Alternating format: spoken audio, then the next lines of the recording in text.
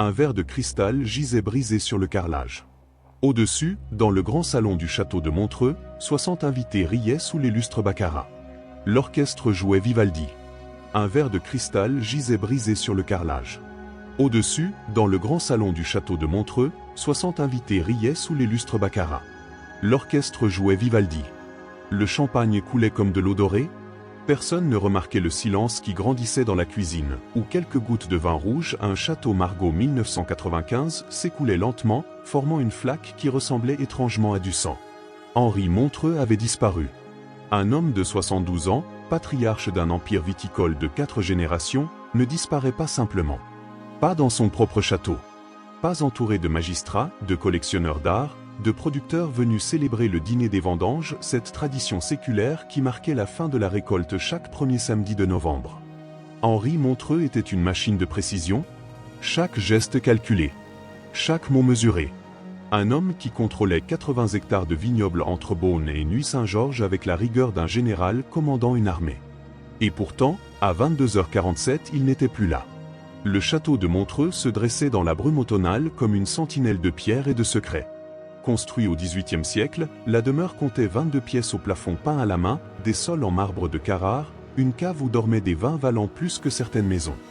Dans le hall d'entrée, un lustre assuré pour 400 000 € captait la lumière comme 1000 diamants suspendus dans le vide. Ce soir-là, tout brillait. Les robes de soirée, les smokings sur mesure, les sourires polis qui masquaient rivalité et rancœur. La Bourgogne des riches ressemblait toujours à cela, une beauté froide qui cachait une violence silencieuse. À la table d'honneur, les enfants d'Henri avaient pris leur place habituelle. Étienne, 48 ans, le visage sculptural, le costume Tom Ford impeccable. Il vivait à Paris, fréquentait les ministres, collectionnait les conquêtes et l'influence. Ses yeux brillaient d'une ambition féroce que rien ne pouvait satisfaire. Il voulait l'Empire. Pas pour l'honorer, pour le posséder. Claire, 44 ans. Fragile comme la porcelaine de Sèvres sur la table, elle portait une robe Dior et un sourire qui ne touchait jamais ses yeux. Dans son sac Hermès, les calmants cliquetaient doucement. Elle rêvait de partir, de disparaître quelque part où le nom Montreux ne signifierait rien. Mais la peur la gardait prisonnière, la peur de son père, la peur du jugement, la peur d'exister sans cette cage dorée. Luc, 39 ans, le cadet, assis au bout de la table comme un invité indésirable dans sa propre famille. Il vivait à Dijon dans un appartement modeste, peignait des toiles que personne n'achetait, lisait de la poésie au lieu de lire les rapports financiers. Pour Henri, Luc était une honte vivante. Un Montreux qui avait choisi l'art plutôt que le pouvoir. À 21h30, Henri s'était levé pour porter le toast traditionnel. À ceux qui ont bâti notre nom, avait-il dit, levant son verre de réserve du silence, ce vin rouge de safran Antigua qu'il ne servait qu'à cette occasion. Et à ceux qui continueront notre héritage. Son regard s'était posé sur Étienne. Un sourire avait effleuré ses lèvres. Claire avait baissé les yeux. Luc n'avait pas levé son verre. 45 minutes plus tard, Henri Montreux n'était plus dans la salle. On avait d'abord cru qu'il était aux toilettes. Puis dans son bureau. Puis dans la cave à vin. Mais à 23h30, l'inquiétude commençait à se propager parmi les invités comme une tache d'encre sur du papier blanc. Arnaud Lefebvre, le nouveau mordomon embauché 3 mois plus tôt, cherchait partout. Les couloirs vides. La bibliothèque silencieuse. Les chambres désertes. Et puis il remarqua quelque chose d'étrange. Une porte, derrière l'Adega. Une porte qu'il n'avait jamais vue ouverte. Cette nuit-là, elle l'était. 10h02 le passé des Montreux, 4 minutes. Pour comprendre ce qui s'était passé cette nuit de novembre, il fallait remonter plus loin. Bien plus loin que le dernier dîner, plus loin même que la naissance d'Henri Montreux. Les Montreux étaient du vieil argent. Le genre de famille dont le nom figurait dans les registres depuis le XVIIe siècle. Le genre de famille qui ne parlait jamais d'argent parce que l'argent était une évidence, comme l'air qu'on respire. Le domaine viticole produisait certains des meilleurs vins de Bourgogne. Les bouteilles traversaient l'Atlantique pour aboutir dans les caves de collectionneurs new-yorkais et hongkongais. Le nom Montreux ornait des ailes d'hôpitaux, des bâtiments universitaires, des programmes de charité. Mais derrière le vernis de la respectabilité, il y avait quelque chose d'autre. Arnaud Lefebvre l'avait senti dès son arrivée en août. Une agence parisienne prestigieuse l'avait recommandé pour le poste, expérience dans de grandes maisons, références impeccables, discrétion absolue. Ce dernier point avait été souligné 3 fois durant l'entretien. Les premiers jours, Arnaud avait été émerveillé. Le château était magnifique, les vignobles s'étendaient à perte de vue, le vin coulait généreusement. Mais rapidement, il avait commencé à remarquer des détails qui ne cadraient pas. La galerie de portraits, d'abord. 4 générations de Montreux ornaient les murs du grand corridor. Des hommes sévères en habit. Des femmes élégantes en robe d'époque. Des enfants au regard grave. Mais dans chaque tableau de famille, il y avait un visage effacé. Pas retiré. Effacé. Comme si quelqu'un avait pris un pinceau et avait peint par-dessus les traits, laissant une silhouette fantomatique, un vide dans la composition. Une absence qui criait plus fort qu'une présence. Arnaud avait interrogé Madame Geneviève, la gouvernante. Une femme de 65 ans au visage de pierre, aux mains toujours occupées, qui travaillait pour la famille depuis 3 décennies. C'est une tradition, avait-elle répondu sans le regarder. Ceux qui ne méritent pas le nom sont retirés de l'histoire. Qui décide ? Geneviève n'avait pas répondu, mais son regard s'était brièvement posé sur le portrait d'Henri, et Arnaud avait compris. Il y avait aussi les archives. Dans une pièce poussiéreuse du 2e étage, Arnaud avait trouvé les registres du dîner des vendanges remontant à 1923. Chaque année, méticuleusement noté. Chaque invité, soigneusement listé. Et chaque année, un nom était barré. Toujours au crayon. Presque timidement. Mais barré quand même. Un nom. Une seule personne. Qui n'apparaissait plus jamais sur les listes des années suivantes. Les gens partent, avait dit Geneviève lorsqu'Arnaud avait osé poser la question. Ils trouvent d'autres opportunités. D'autres vies. Mais son ton suggérait le contraire. Le ton suggérait que certains départs n'étaient pas volontaires. Que certaines opportunités ressemblaient davantage à des disparitions. Henri Montreux régnait sur son domaine comme un empereur sur son empire. Froid. Impitoyable. Obsédé par la pureté du nom familial, par la continuité de l'héritage, par l'élimination de toute faiblesse. Ses enfants le savaient mieux que personne.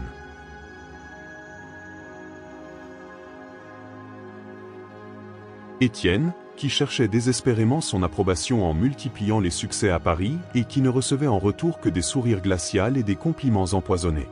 Claire, qui s'effaçait de plus en plus, avalant des calmants comme d'autres respirent, attendant le jour où elle aussi deviendrait un portrait effacé. Luc, qui avait choisi l'exil intérieur, l'art plutôt que l'argent, la liberté plutôt que l'obéissance. Pour Henri, c'était la pire des trahisons. 3 mois avant le dîner, au gala de charité de l'Opéra Garnier, Henri avait fait une annonce qui avait glacé le sang de ses enfants. L'année prochaine, je prendrai ma retraite. Étienne reprendra la direction de la vinicola. Pas mes enfants géreront ensemble. Pas nous verrons. Étienne. Le nom était tombé comme une sentence de mort. Claire avait serré son verre si fort qu'il avait failli se briser. Luc avait quitté le gala sans un mot. Et Étienne ? Étienne avait souri, mais ses yeux brillaient d'une ambition si féroce qu'elle ne laissait aucune place à la pitié. Dans la voiture qui les ramenait au château cette nuit-là, Claire avait murmuré à Luc. « Il va tous nous détruire. » Qui ? Père ou Étienne ? Les deux. La porte derrière la dégât menait à un escalier de pierre humide. Arnaud descendait prudemment, sa lampe de poche projetant des ombres dansantes sur les murs suintants. L'odeur de terre et de moisie prenait à la gorge. Le passage était étroit, ancien, construit à une époque où les châteaux avaient besoin de voies d'évasion secrètes. Mais pourquoi ce tunnel menait-il vers le lac de Gilly ? La réponse l'attendait au bout. Des pierres tombales. Petites. Couvertes de mousse verte. Sans nom. 8 en tout, alignées près de la berge comme des dents pourries. Certaines vieilles, rongées par le temps. D'autres plus récentes, la pierre encore blanche sous le clair de lune. La plus récente ne portait aucune inscription. Juste une date gravée maladroitement dans la pierre froide. 2024. Cette année. Le cœur d'Arnaud battait si fort qu'il couvrait presque le clapotis de l'eau. Il sortit son téléphone, commençant à photographier, quand une voix brisa le silence derrière lui.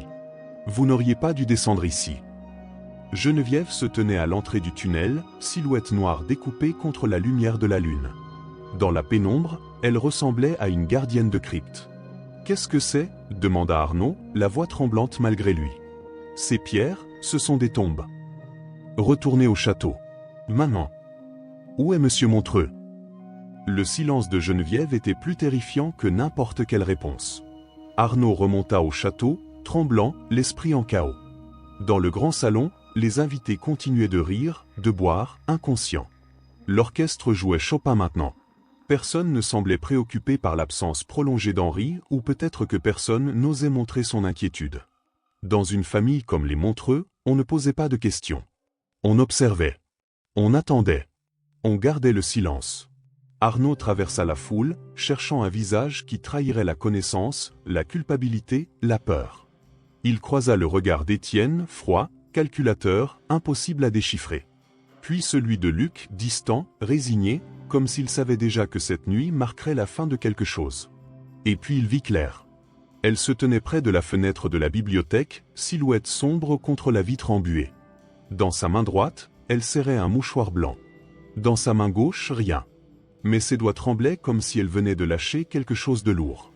Arnaud s'approcha. « Madame ?» Claire ne se retourna pas. Elle continua de fixer les vignobles noyés dans la brume, les collines qui ondulaient sous la lune comme des vagues pétrifiées. « Il est mort, dit-elle simplement. Ce n'était pas une question. Comment le savez-vous ? Parce que c'était mon tour de choisir. Les mots restèrent suspendus dans l'air, lourds comme du plomb. Claire se retourna enfin. Dans la faible lumière de la bibliothèque, elle ressemblait à une statue de marbre, belle, froide, brisée de l'intérieur. Ses yeux étaient secs. Trop secs. Comme si toutes les larmes avaient été épuisées il y a longtemps. Chaque année, commença-t-elle, sa voix plate comme celle de quelqu'un récitant une leçon apprise par cœur, mon père choisissait quelqu'un. Quelqu'un de la famille. Quelqu'un qui montrait de la faiblesse, de la désobéissance.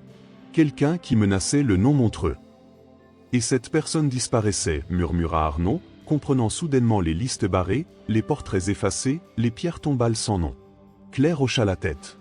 Mon grand-père a commencé cette tradition. Un sacrifice par an. Pour garder la famille pure. Forte. Sans faiblesse. Mon père l'a continué religieusement. Comme on entretient les vignes. Comme on taille les branches mortes.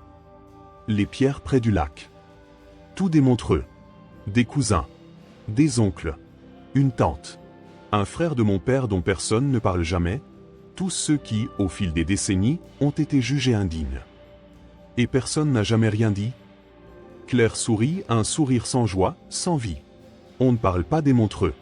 On murmure. On spécule. Mais on ne parle pas. Le pouvoir achète le silence. La peur assure la discrétion. Elle s'assit dans le fauteuil en velours près de la cheminée, ses mains jointes sur ses genoux comme une pénitente. Cette année, c'était censé être Luc. Mon père l'avait décidé. Luc, qui refuse l'Empire. Luc, qui peint au lieu de diriger. Luc, la honte vivante de la famille Montreux. Mais vous avez changé le plan. J'ai mis du poison dans sa réserve du silence. La bouteille qu'il boit seul dans son bureau après chaque dîner. Son rituel sacré. Quelques gouttes d'un composé rare que j'ai acquis il y a 6 mois. Le genre de substance qui n'apparaît pas dans les analyses toxicologiques standards. Arnaud sentait sa tête tourner. C'était impossible. Insensé. Et pourtant. Pourquoi ? Claire leva les yeux vers lui. Pour la première fois, il vit quelque chose dans son regard. Pas de la culpabilité. Pas du remords. Quelque chose de plus sombre. De plus définitif. Parce qu'après 44 ans de servir ce monstre, de sourire alors que je mourais de l'intérieur, de regarder mes frères se déchirer pour son approbation, j'en ai eu assez. Elle se leva, lissant sa robe comme si rien ne s'était passé. Je devais être la prochaine victime, vous comprenez ? Les filles faibles ne méritent pas l'héritage Montreux. Mais cette nuit, j'ai décidé qu'il y aurait un dernier nom barré sur la liste. Elle s'approcha de la fenêtre, posant sa main sur la vitre froide. Le sien. Les cris éclatèrent à minuit passé. Quelqu'un avait trouvé le corps. Henri Montreux gisait dans son bureau privé, effondré sur son fauteuil en cuir. La bouteille de réserve du silence était ouverte sur le bureau, son verre à moitié vide. Son visage était paisible, presque serein. Comme s'il s'était endormi en contemplant ses vignobles par la fenêtre. Aucun signe de violence. Aucune lutte. Juste un vieil homme qui semblait avoir fermé les yeux pour la dernière fois. Le médecin appelé en urgence examina le corps, prit le pouls inexistant, secoua la tête avec la gravité professionnelle de quelqu'un habitué à annoncer des décès dans les grandes familles.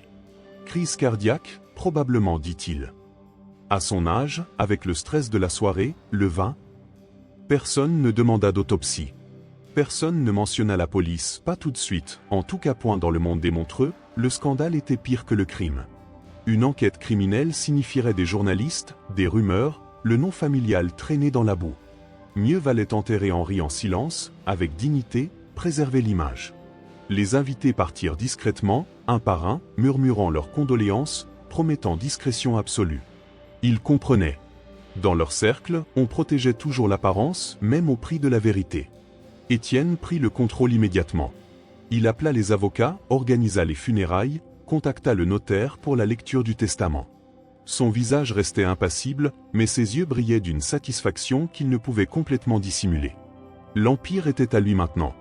Luc resta silencieux dans un coin du salon, observant la scène comme un spectateur assistant à une pièce de théâtre macabre.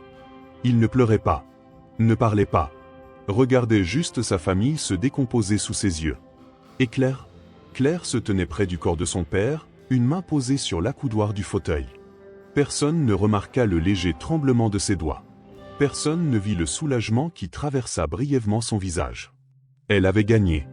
Pour la première fois de sa vie, elle avait gagné. Geneviève s'occupait des détails pratiques avec son efficacité habituelle. Elle ferma les rideaux, couvrit le corps, rangea la bouteille de vin, mais pas avant d'avoir discrètement essuyé le goulot, le verre, effaçant toute trace d'empreinte digitale. Elle avait servi cette famille pendant 30 ans. Elle avait vu beaucoup de choses. Trop de choses. Et elle savait quand il était temps de protéger les secrets. Dans la cuisine, Arnaud ramassait les morceaux du verre brisé. Ses mains tremblaient. Il pensait aux pierres tombales près du lac. Aux noms barrés dans les registres. Aux portraits effacés. Il pensait à Claire, debout près de la fenêtre, murmurant « C'était mon tour de choisir ». Il aurait dû appeler la police. Témoigner. Révéler la vérité. Mais quelque chose le retenait, une fascination morbide pour cette famille maudite, ou peut-être simplement la compréhension qu'il était entré dans un monde où les règles normales ne s'appliquaient pas. Les funérailles eurent lieu 3 jours plus tard. Un service privé, bien sûr. Seulement la famille proche et quelques amis triés sur le volet. Le curé de la paroisse récita les prières habituelles. On enterra Henri dans le cimetière familial, pas près du lac, pas avec les autres. Lui avait mérité une place officielle. Le nom Henri Montreux fut gravé sur une pierre tombale de marbre blanc. Date de naissance et de mort. Rien d'autre. Pas d'épitaphe sentimentale. Pas de père aimant ou patriarche regretté. Juste un nom. Et 2 dates. Après les funérailles, la famille se réunit pour la lecture du testament. Le notaire ouvrit l'enveloppe scellée, ajusta ses lunettes, commença à lire. La vinicola irait à Étienne, comme promis. Le château et les terres seraient divisés entre les 3 enfants. Les comptes bancaires, les investissements, les œuvres d'art, tout était méticuleusement réparti. Henri Montreux avait tout contrôlé jusqu'à sa dernière volonté. Sauf une chose. À la fin du testament, il y avait une clause étrange. Une dernière instruction qui glaça le sang des 3 héritiers. Si l'un de mes enfants révèle les traditions familiales, si l'un d'eux parle des disparus, si l'un d'eux trahit le nom Montreux, il perdra tout. L'héritage reviendra aux œuvres de charité, et son propre nom sera effacé de l'histoire familiale. Le silence qui suivit était absolu. Henri Montreux était mort, mais il continuait de régner sur ses enfants depuis sa tombe. 6 mois plus tard, le château de Montreux était en vente. Prix demandé, 45 millions d'euros. Les vignobles continuaient de produire, mais sous un nouveau nom. Les bouteilles ne portaient plus Montreux sur l'étiquette, ce nom était devenu un murmure dans les cercles vinicoles, une mise en garde prononcée à voix basse. Claire avait disparu. Personne ne savait où elle était allée. Certains disaient Portugal. D'autres, un monastère en Suisse. Luc peignait toujours à Dijon, mais ses toiles étaient devenues si sombres que les galeries refusaient de les exposer. Étienne gérait l'Empire depuis Paris, mais sans joie. L'ambition qu'il avait dévorée toute sa vie s'était éteinte le jour où il avait obtenu ce qu'il voulait. Il avait l'Empire, mais l'Empire était maudit. Geneviève resta jusqu'à la fin, fermant le château pièce par pièce. Elle emballa les objets de valeur, vida les armoires, éteignit les lumières une dernière fois. Avant de partir, elle fit une dernière chose. Dans la galerie de portraits, elle prit un pinceau et de la peinture blanche. Lentement, méthodiquement, elle effaça le visage d'Henri sur le portrait de famille. Un geste final. Rituel. Définitif. Ceux qui ne méritent pas le nom sont retirés de l'histoire. Arnaud Lefebvre démissionna 2 semaines après le dîner. Il ne pouvait plus dormir dans ce château. Ne pouvait plus marcher dans ces couloirs où résonnaient les échos de secrets mortels. Il partit sans dire au revoir à personne, sauf à Geneviève. « Qu'est-ce qui va arriver aux pierres tombales » demanda-t-il. Geneviève le regarda longuement, ses yeux impénétrables. « Elles resteront. Qui irait les chercher? Qui oserait accuser une famille comme la nôtre ?» Elle avait raison, bien sûr. Les riches ne tombent pas comme les autres. Ils glissent doucement, protégés par l'argent, les avocats, le silence complice de leur cercle. Mais les histoires comme celle-ci ne se terminent jamais vraiment. On dit que certaines nuits de novembre, quand la brume s'accroche au vignoble et que le vent siffle entre les collines, on entend encore une orchestre jouer dans le château vide. Vivaldi, Chopin, les mélodies du dîner des vendanges. On dit que dans l'Adega abandonnée, une tassa de cristal reste toujours pleine de réserves du silence. Attendant le prochain convive. Attendant le prochain sacrifice. On dit que près du lac de Gilly, les pierres tombales sans nom se multiplient dans l'ombre. Pas de nouvelles victimes, mais les anciennes refusent de rester enterrées. Et parfois, très rarement, des randonneurs égarés jurent avoir vu une femme en robe Dior marchant entre les vignes. Les mains couvertes de terre. Les yeux vides. Murmurant un nom encore et encore. Henri. Comme un fantôme condamné à revivre son crime. Ou peut-être comme une femme enfin libre. Le château de Montreux fut finalement vendu à des acheteurs américains qui ne connaissaient pas l'histoire. Ils changèrent le nom. Retirèrent les portraits. Transformèrent la demeure en hôtel de luxe. Les nouveaux propriétaires ne racontent jamais l'histoire aux clients. Mieux vaut ne pas savoir, mieux vaut ne pas demander pourquoi certaines chambres restent toujours vides. Pourquoi les domestiques refusent de descendre à la cave après la tombée de la nuit. Pourquoi, certains matins de novembre, on trouve des verres de vin rouge renversés dans des pièces fermées à clé. Les Montreux sont partis. Dispersés. Effacés. Mais leur héritage demeure, gravé dans la pierre, murmuré dans le vent, inscrit dans les registres que personne n'ose plus ouvrir. Et dans les cercles de la haute société bourguignonne, le nom Montreux est devenu une légende. Pas une légende de grandeur, mais d'avertissement. On ne parle pas des Montreux. On murmure. On spécule. Mais on ne parle pas. Parce que certains noms, disait-on, ne se barrent jamais.